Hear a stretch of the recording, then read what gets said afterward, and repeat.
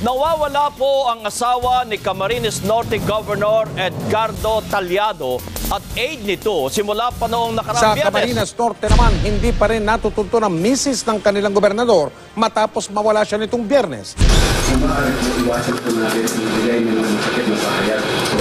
Emosyonal na humarap sa media kaninang umaga. Mangiyak-ngiyak na nanawagan si Camarines Norte Governor Edgardo Talyado. Pusa na investigasyon ng Binoong Task Force ng mga pulis. Tuloy ang paghahanap at investigasyon ng Binoong Task Force Josie. Task Force Josie. Task Force Josie. They tried to call the cellphone but it was out of overhead. Binuksan yung sasakyan kasi may nakitang usok. Sakaling may kidnapping.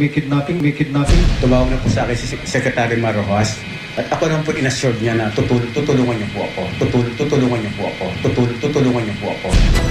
Yung pong nawawala, andito po sa tabi natin. Makakausap po natin ng eksklusibo at live na live dito po sa Umagang Kay Ganda, si Ginang Josefina Talyado, ang nawawalang asawa ni Camarines Norte Governor Edgardo Talyado. Sa ABS-CBN lumantad si Ginang Josefina Talyado matapos mapaulat na nawawala. Kaya nga po ako nandito para linawin na hindi po ako nawawala at hindi po ako nakidnap. Ang totoo pong pangyayari ay pusa akong umalis o tumakas ako sa bahay namin kasi alam kong hindi na ako safe sa sarili kong tahanan. Pinagbintangan daw kasi sila ng gobernador na nagpakalat umano sa social media ng hubad na litrato ng 29 anyos na sinasabing kabit niya. May baril po akong nakita sa likuran niya. Yun na po yung alam pong anytime baka patayin niya ako. Dahil po doon sa lumabas na picture na yon, kaya galit na galit si Governor. Kanya siya natatakot because she's never seen this in the husband. Ang picture kasi napaka-compromising. It's a picture of his mistress, nakahubad, and masturbating.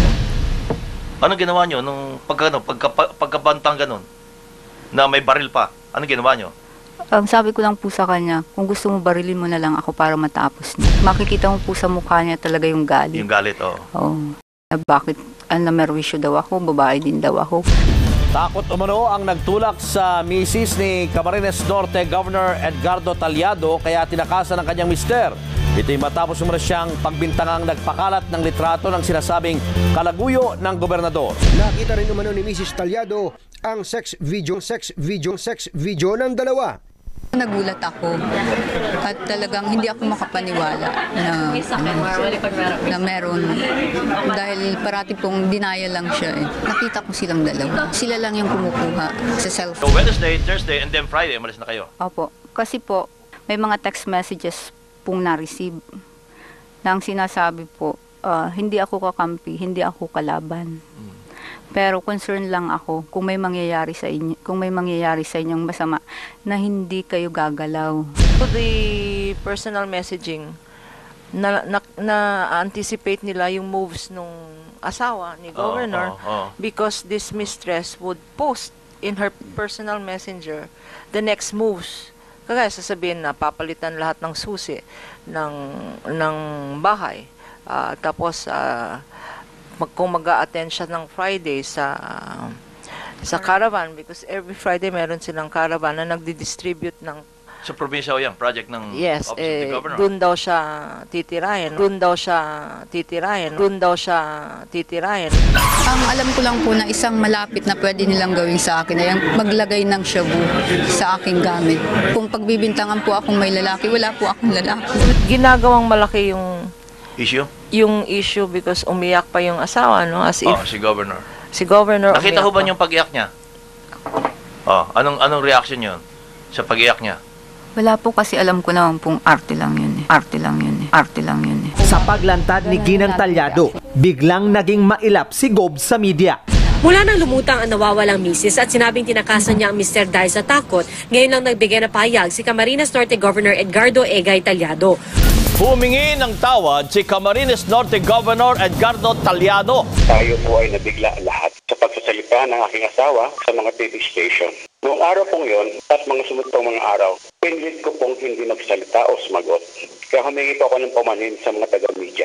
Pangalawa po, humingi rin po ako ng pamanhin o tawad sa pamilya po ni Kay Jesus dahil nakalatagad po ang kanyang pangalan sa issue po na ito.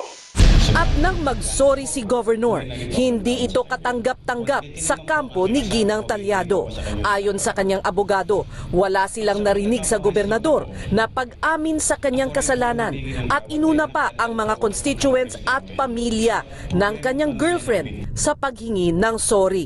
Parang mas nag-apologize pa raw siya sa family ng mistress at sa mistress, and not really because he hurt her, no? So, and then still may deniability kasi hindi naman siya nag-a-admit.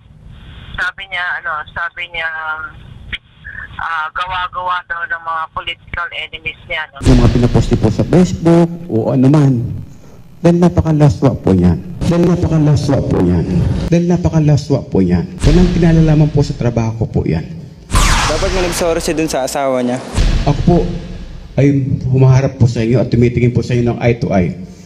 Dahil ako po, dahil po walang issue po rito na ako po ay nagnakaw ng kaban ng bayan.